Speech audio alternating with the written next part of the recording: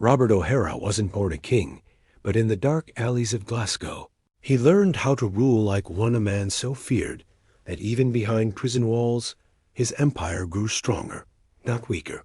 What began as a street hustler's dream turned into one of Britain's most chilling criminal legends. The story of the gangster who turned a high-security prison into the command center of his empire. Please subscribe for daily new update of Crime Story and watch till end.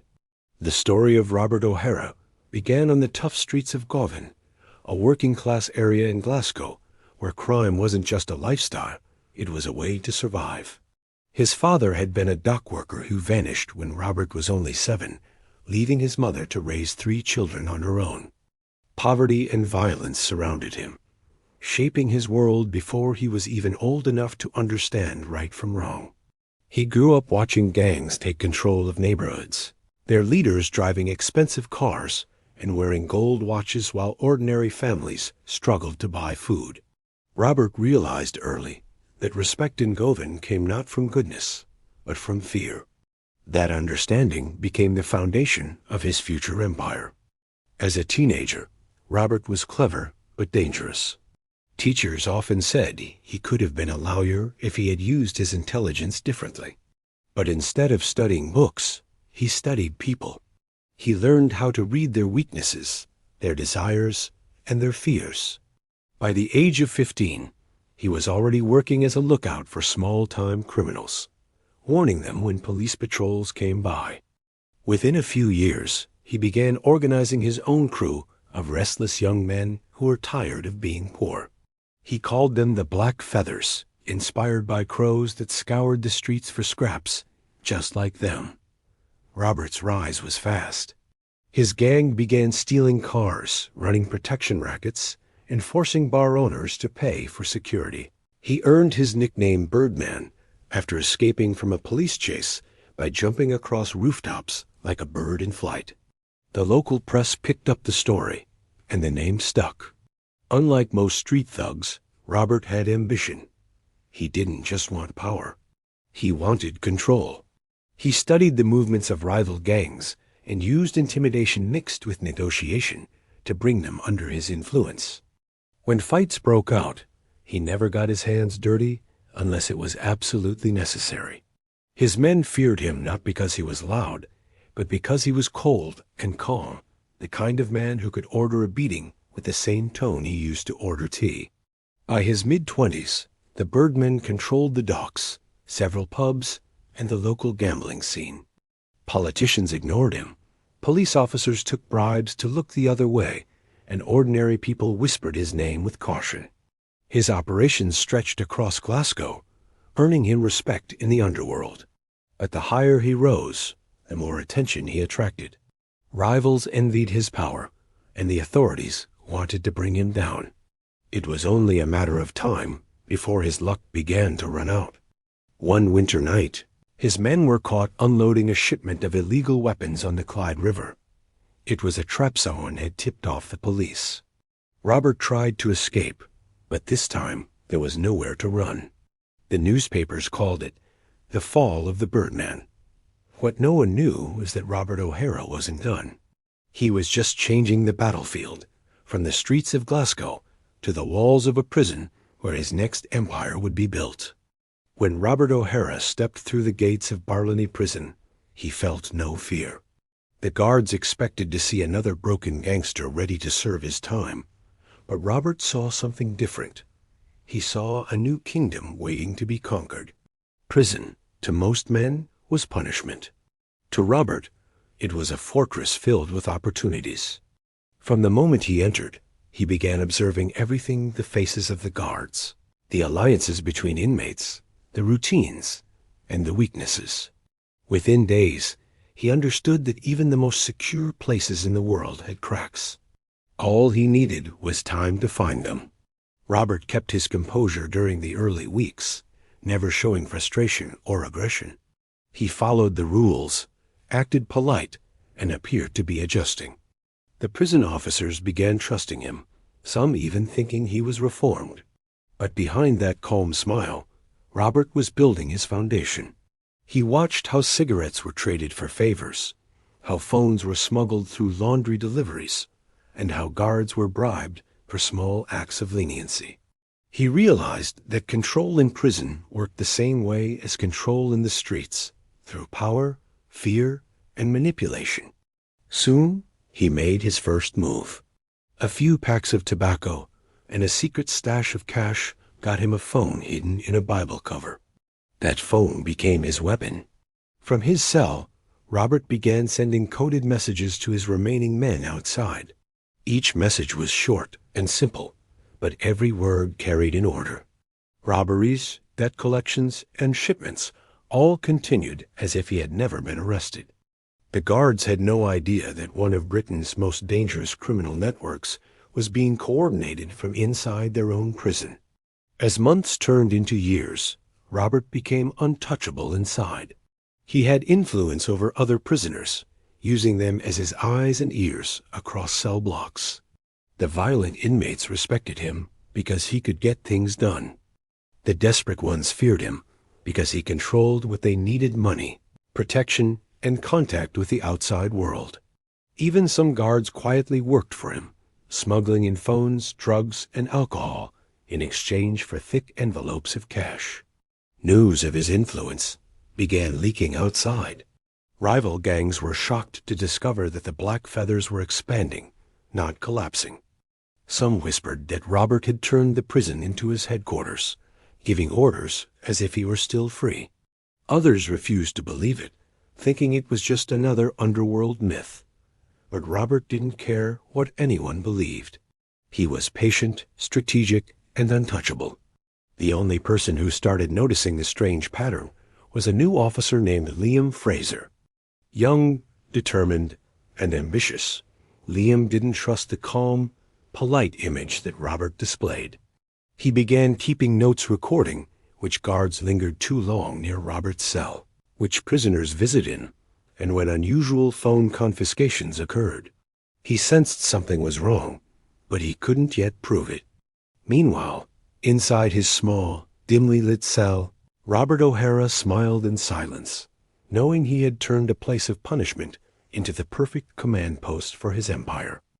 By the year 2005, Robert O'Hara's power had spread far beyond the prison walls.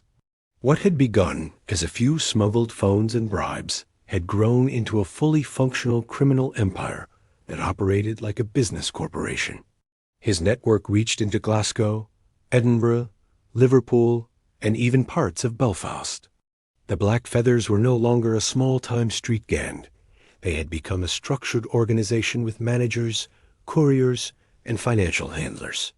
From behind bars, Robert directed every operation with the precision of a businessman. He had learned how to hide his communications through coded notes, disguised as legal paperwork, and through phone calls made under other prisoners' names. Every crime that took place outside had roots that led back to his cell, yet no one could connect the dots. His influence reached every corner of Barlinnie. Inmates who once ruled the wings now answered to him. Fights between rival groups stopped when Robert ordered peace. Even guards who had once refused to deal with him slowly fell under his control. Some received money transfers to family members. Others were offered gifts or protection. Robert never threatened anyone directly. He made offers that were impossible to refuse. It was this quiet, methodical way of doing things that made him so dangerous. He didn't shout, didn't draw attention. He simply pulled strings, and people moved. Outside the prison, his men used legitimate businesses as covers for illegal trade. Car washes became fronts for money laundering. Repair garages doubled as drug distribution hubs, and transport companies were used to move illegal goods across the UK. The money flowed in millions, washed clean through offshore accounts in Cyprus and the Caribbean. Robert's name never appeared on any document, yet everyone knew who controlled it all. It was said that if you wanted something done in Glasgow legal or illegal, you needed the Birdman's blessing. Despite the secrecy, law enforcement agencies began noticing unusual patterns. Drug routes were expanding even though known leaders were behind bars. Anonymous tip-offs hinted at Robert's control, but there was never solid evidence. His ability to stay invisible became legendary. Then, one night, a courier was stopped near Dundee with a hidden mobile phone linked to encrypted calls traced to the prison. Investigators thought they had finally found the thread that would unravel the empire. But when they raided Robert's cell, it was spotless. No phone, no papers, not even a scrap of evidence. Everything had vanished hours earlier. The raid created chaos within the prison. Some guards were questioned, and a few were quietly suspended. Robert, however, remained calm. He had been warned before the search took place. Someone inside the system was protecting him. That realization made investigators furious and more determined to break his power. But what they didn't understand was that Robert O'Hara had already turned the entire prison system into his shield. His enemies were looking for a man in chains, while in reality, he was ruling like a king from the shadows. The empire Robert O'Hara built inside and outside Barlinnie seemed unstoppable, but no kingdom survives without cracks. The downfall began quietly, almost invisibly, through one of his own recruits, a young man named Connor Reed. Connor had grown up idolizing the Birdman's reputation. He had been one of the hungry street boys that Robert's network took under its wing, running errands and collecting money for the Black Feathers. He was ambitious, loyal at first, but greedy enough to believe he could rise faster by playing both sides. When rival gang leaders learned he had direct access to Robert's operations, they offered him money and protection in exchange for information. At first, Connor fed them small details to test how far he could go without being caught. But soon, his betrayal deepened. Connor began leaking information about drug shipments, secret warehouses, and coded money transfers. Each leak seemed minor, but together they formed a trail that police investigators could finally follow. The authorities who had struggled for years to connect Robert's name to criminal activity suddenly found patterns. Arrests started happening, shipments vanished, and money disappeared from hidden accounts. Robert noticed the shift immediately. His clean operations were suddenly messy, and trusted men were getting caught. He didn't need proof to know there was a rat inside his empire. Inside his cell, Robert went silent. To those who didn't know him, he seemed calm as ever, but his mind was working like a storm. He began testing loyalty, sending out false information through different channels to see which one would leak. When one of those messages reached the police the next day, he knew exactly where the betrayal was coming from. Orders were passed through hidden messages, and within a week, 2 of Connor's closest associates were found badly beaten outside Glasgow. It was a warning, not just to Connor, but to anyone who thought of betraying the Birdman. But by the time Robert acted, it was already too late. Connor had given the authorities everything they needed to expose his prison network. The police began intercepting communications, tracing money trails, and gathering evidence for months in silence. When they finally struck, it was precise. One morning, guards stormed Robert's cell and transferred him to the maximum security unit. His privileges were removed, his contacts cut off, and his trusted guards reassigned. He was locked alone for 23 hours a day, with no access to the outside world. For the first time since his arrest, Robert's empire stood still. The news spread through the underworld like wildfire. Some said the Black Feathers were finished. Others refused to believe it. Robert's men were divided. Some fled, some were arrested, and others swore revenge. Meanwhile, Connor vanished. No one ever saw him again. Rumors claimed he was given a new identity by the police, but many believed he didn't live long enough to use it. Inside his isolated cell, Robert O'Hara sat in silence, staring at the gray walls. To the guards, he looked defeated, but deep down, he was already plotting the next move. The Birdman had lost his wings, but not his mind. Months passed in silence, and the outside world believed Robert O'Hara's power had finally ended. His empire was scattered, his men either imprisoned or dead, and his name slowly disappeared from police reports. Yet Those who knew Robert understood that he was never a man to surrender easily. Even in isolation, cut off from all communication, his mind was always building, always planning. The Birdman had built his life around control, and losing it was something he refused to accept. Unknown to the authorities, Robert had already prepared for such a situation years before. Hidden deep within his empire was a system, a blueprint, that ensured the Black Feathers would continue even without him. Every order, every operation, every contact had been structured to function independently. He had designed the network like a puzzle with invisible links. No single person knew the full picture, which meant even if one part was destroyed, the others would keep running. Some of his messages were hidden in plain sight phrases carved into walls, graffiti symbols on old buildings in Glasgow, and coded donations left in church collection boxes. Each mark carried instructions for his loyal followers. These signals, ignored by most, were understood only by those who had been personally trained by Robert. Slowly, whispers began to spread through Glasgow again. Small-time dealers who once worked for the Black Feathers started returning to business. Laundering operations came back under new company names, and old contacts reappeared under different identities. It was as if the organization had never been dismantled, only rearranged. The police were baffled. Despite Robert's total isolation, crimes connected to his old empire were still taking place efficiently, quietly, and with the same discipline he was known for. Liam Fraser, the officer who had long suspected Robert's manipulation, grew increasingly obsessed. He noticed strange coincidences, anonymous donations to families of ex-guards, offshore accounts still being used, and coded language appearing in intercepted letters. It all hinted at a deeper structure no one could destroy. He began to suspect that Robert had predicted every possible outcome, preparing his network to survive his imprisonment. Meanwhile, inside the maximum security wing, Robert seemed almost content. He spent his days reading and writing, never speaking much, but his expression carried quiet satisfaction. He knew his empire was alive, breathing through the loyal men who understood his system. Every small crime committed outside was proof that his influence still lived. To him, prison was no longer a punishment, it was protection, a place where no one could touch him while his kingdom evolved beyond reach.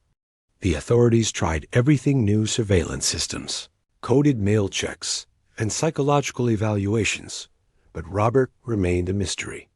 Every time they thought they had ended his control, another link appeared somewhere else. He had become more than a gangster. He was now an idea that refused to die. Even from behind bars, the Birdman's wings had found new skies, and Glasgow's underworld once again whispered his name with both fear and respect.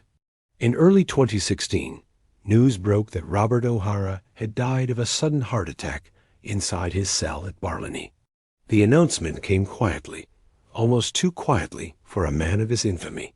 Prison officials released a short statement confirming the death, and within 48 hours, his body was reportedly cremated under strict supervision. No public viewing, no funeral, and no family presence. For many, it felt like an anticlimactic end to a man who had ruled the criminal underworld with iron precision. The media ran headlines, calling it the final flight of the Birdman, and for a time, Glasgow breathed easier, believing the shadow that had loomed for decades was finally gone.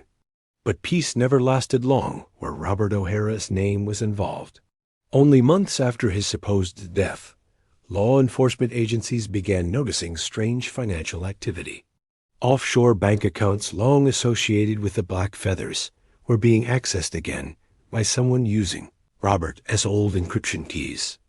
Money that had lain dormant suddenly started moving between shell companies and trust funds. At first, the police dismissed it as remnants of his organization being managed by old associates. But when investigators traced digital signatures, they found voice authentication from a foreign server one that matched Robert's exact speech pattern and tone. Not long after, whispers of a new name began spreading through the criminal networks of Scotland. A figure known only as Declan Ward had appeared, taking control of operations that once belonged to the Black Feathers. He was careful, precise, and ruthless in a way that felt eerily familiar. Those who met him described him as a man who spoke little, observed everything, and never left evidence behind. Within a year, Declan Ward's organization had restored the Black Feathers' influence across the UK. Drug routes reopened, rival gangs disappeared, and money once again flowed through the same secret channels Robert had built. The similarities became too strong to ignore. When an intercepted call between Declan and one of his associates was analyzed, experts confirmed that the voice was almost identical to Robert O'Hara. Even the phrasing and rhythm were the same.